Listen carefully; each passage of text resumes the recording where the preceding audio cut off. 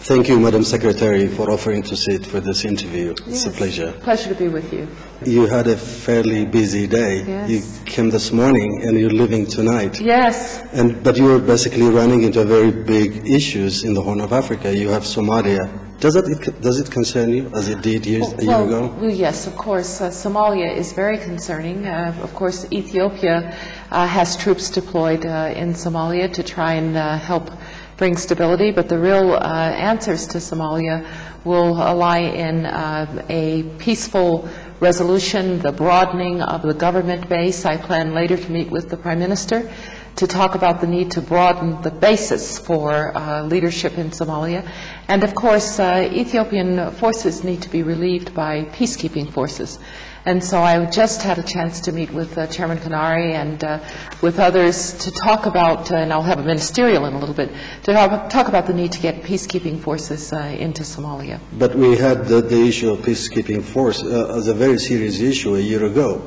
And a year since, nothing is happening. Yes. Yes, the Ban Ki-moon said it's fairly difficult to deploy an international peacekeeping force. What is happening? I mean, the Ethiopians are there, and the Prime Minister said we are ready to leave any time. Yes. We are going to be replaced by any multinational force, and yes. that's not happening. Well, and I fully understand that Ethiopia needs and wants to redeploy. And it should be able to redeploy. We appreciate very much the Ugandan forces that are there. We appreciate that Burundi has said that it will deploy, and we are trying to help. The United States is trying to help with the Burundi deployment. But I am working hard, we're all working hard to find other forces to supplement the Ugandan and Burundi forces. Who could be these forces? Well, I'm talking to a number of countries. I think there are a number of possibilities.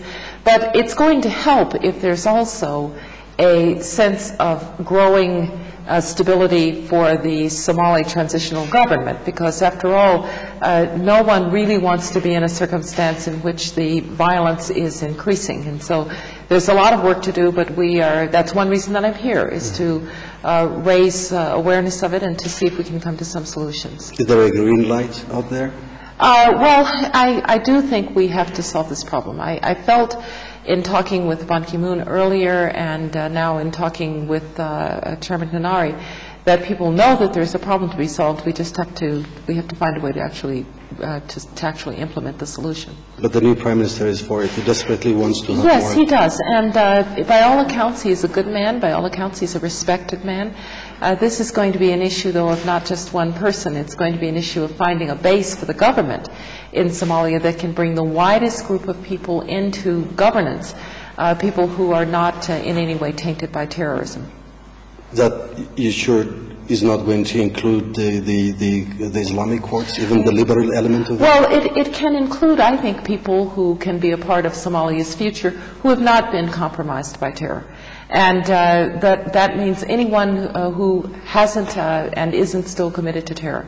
And so I will talk with the Prime Minister about how he plans to do that. Is there any possibility that some of the elements who participated in a conference in Asmara, Eritrea, about, was it two months ago? Yes, yes. Is there? Yes, I would hope that we could bring those elements back. That conference was, frankly, not very successful, and we have to analyze why it was not successful. We have to bring more elements to the table. But I think it starts with a commitment by the Somali leadership to be inclusive. And that's what I want to gauge and to assure with the Prime Minister today. We had several elements who gathered in Asmara, Eritrea, as you very well know, and they seem to have a very strong voice. Yes, yes. Is that of concern to the peace process? Well, this is not going to be easy. Somalia has not had stability for almost 2 decades.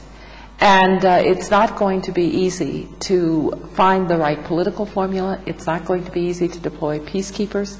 It's not going to be easy for Ethiopian forces to redeploy and not leave a vacuum. But that's the task before us, is to achieve those elements.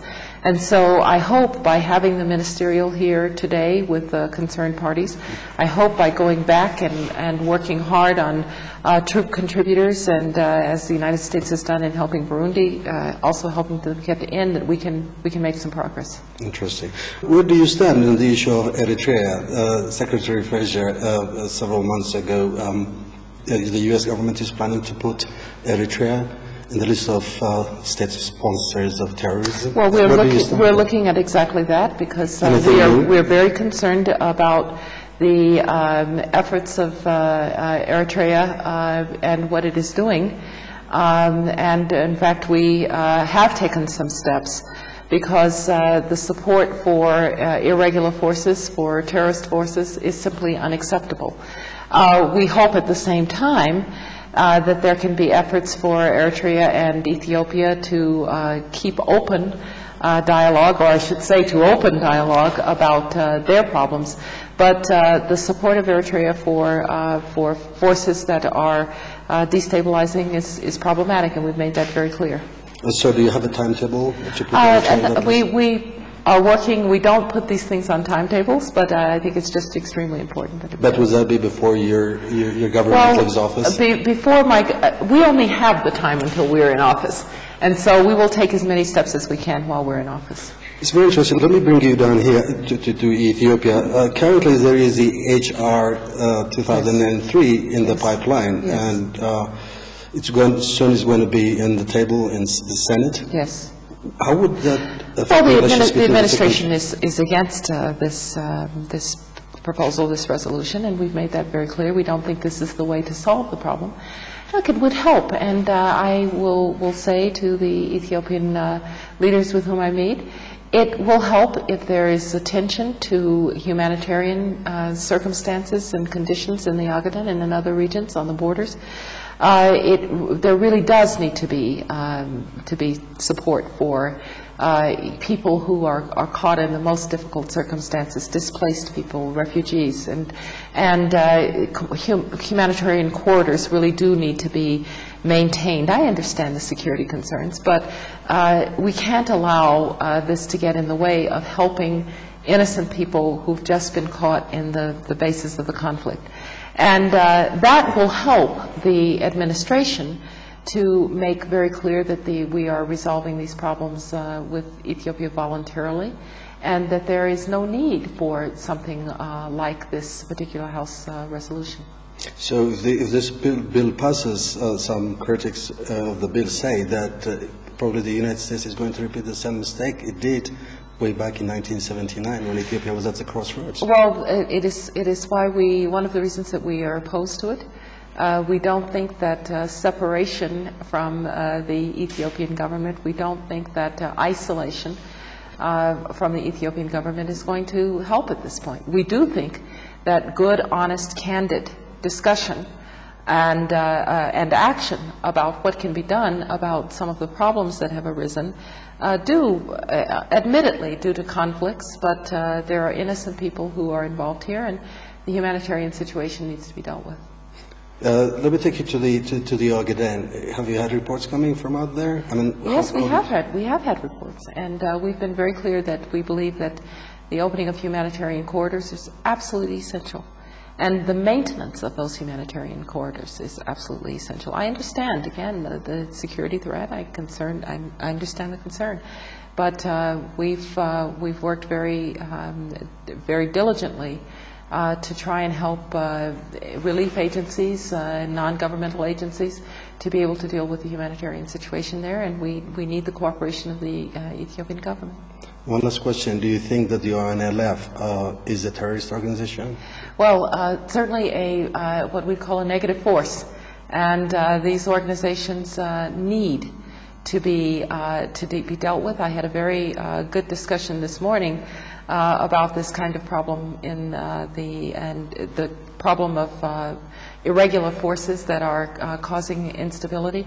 But in all these cases, the real answer is that we've got to, in all of these areas where we have post-conflict situations, we've got to establish credible political and peace processes. so that those who wish to be a part of the future can be a part of the future, and those who do not can be dealt with. Madam Secretary, thank you very much for your time. It was Thank really you a very pleasure. much. Thank you.